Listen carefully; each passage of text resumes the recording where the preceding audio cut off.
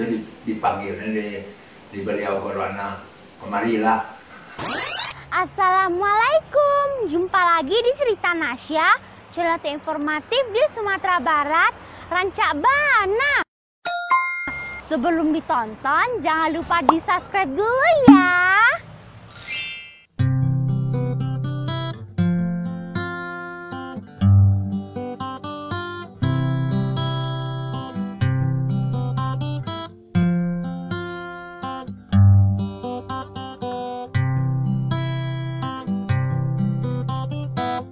Nasya sekarang berada di Ngarai Siano, Kabupaten Agam, Sumatera Barat. Di sini adalah jalan menuju Koto Gadang, nagari tempat lahirnya tokoh atau pahlawan nasional di Indonesia. Salah satunya adalah Rohana Kudus, perempuan wartawan pertama di Indonesia yang baru ditetapkan sebagai pahlawan nasional oleh Pak Presiden. Seperti apa sih sosok Rohana Kudus? Tonton sampai habis ya liputannya.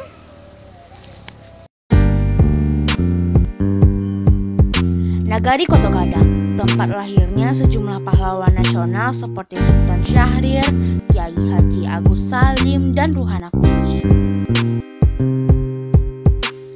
Nagari yang berada di antara Gunung Singgalang dan Ngarai Siano ini alamnya sungguh indah.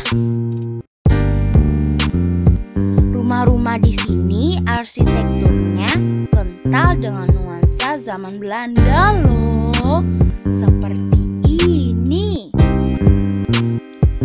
Pertama, kita coba mampir ke rumah peninggalan Rohana Kudus yang kini dihuni oleh cucunya, Bapak Zulhadi.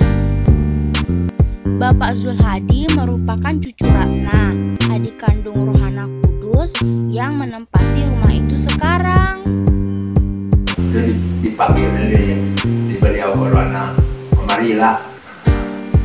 Mari awak belajar, itu belajar sudah tuh tahu rupanya bisa lah orang-orang Siko belajar membaca. Terus sesudah itu yang tahu apa maduan kerajinan tangan seperti menyulam, merendo, itu menulis selendang menyulam. Itu tuh setelah itu tuh lah sudah tuh diadakanlah perkumpulan, didirikanlah itu Amestia. Jadi di situ untuk pertemuannya itu nanti diadakan untuk toko lah itu, jadi bisa dijual lah itu.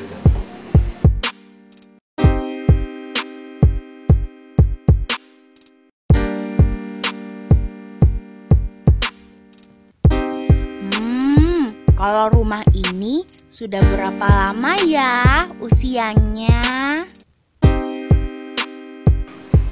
Sesudah gempa pada panjang. Dulunya rumah ini rumah gadang, rumah besar. Terus kena gempa, rubuh, itu didirikannya itu.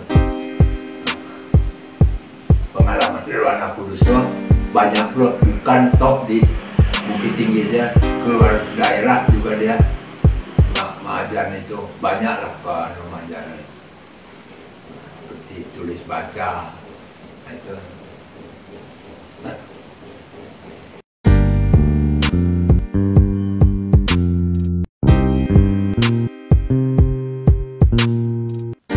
Ini adalah museum, sekolah dan galeri kerajinan Amai Setia yang didirikan Rohana Kudus pada tahun 1915. Berada tak jauh dari rumah kelahirannya. Dulunya museum ini adalah sekolah kerajinan berbagai keterampilan untuk perempuan.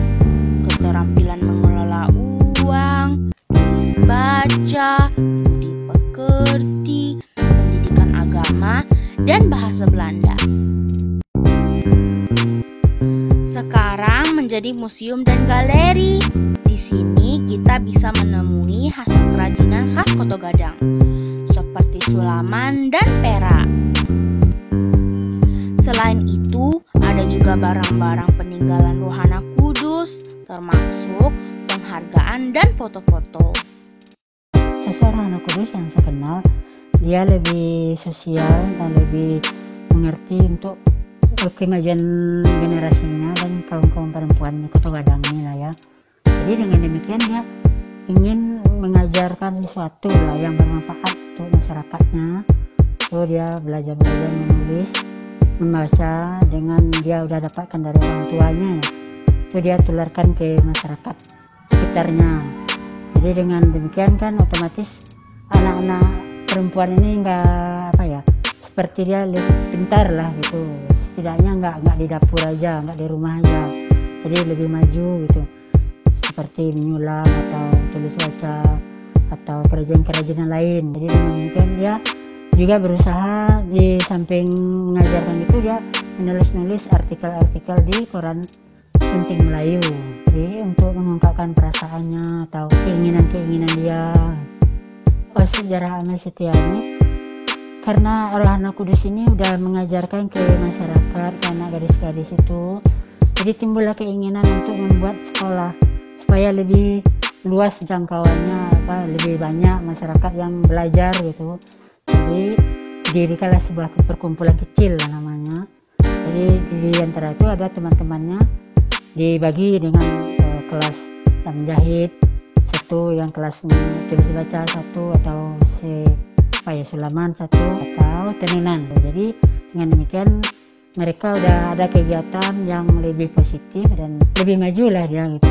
Dan fokus untuk terkungkung aja di rumah. Ya, begitulah sedikit cerita tentang sejarah Rohana Kudus di Kota Gadang. Rohana adalah seorang perempuan yang mempunyai komitmen yang kuat pada pendidikan, terutama untuk kaum perempuan.